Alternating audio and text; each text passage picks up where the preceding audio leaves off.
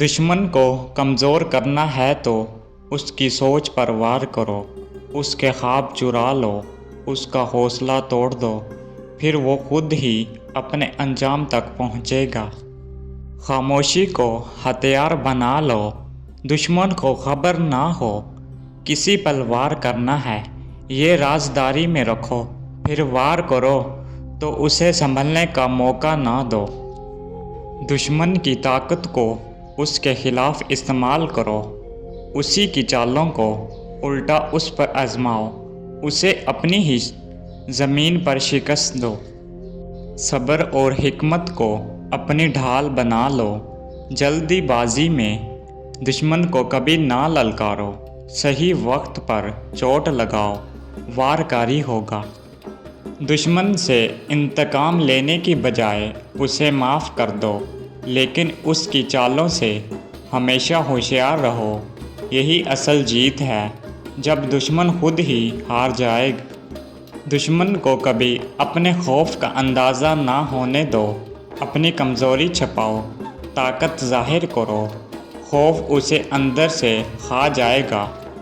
دشمن کی باتوں میں مت آؤ، سچائی خود تلاش کرو، اس کے فریب کا پردہ چاک کر دو، وہ اپنی زبان سے خود رسوا ہوگا۔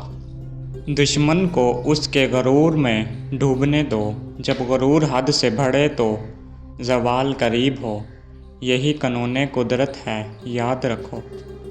اپنی طاقت پر بھروسہ رکھو، کسی سہارے پر نہیں۔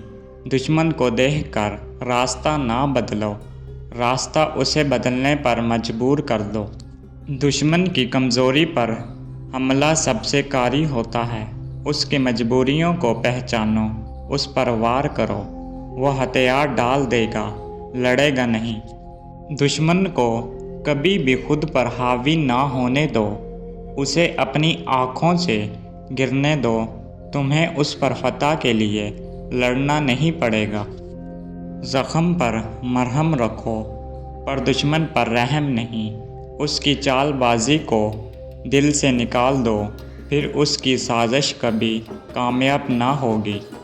دشمن کے دشمن کو اپنا دوست بنا لو، یہی پرانی مگر آزمودہ چال ہے، دو طرف سے اسے گھیر کر شکست دو۔ خاموش دشمن سب سے خطرناک ہوتا ہے، اسے بولنے پر مجبور کر دو، سچ اس کی زبان سے نکلے تو تباہی اس کی ہوگی۔ دشمن کو اس کی غلطیوں پر الجھا دو، اسے غلط راستے پر چلنے دو، وہ خود اپنی بربادی کی راہ چنے گا۔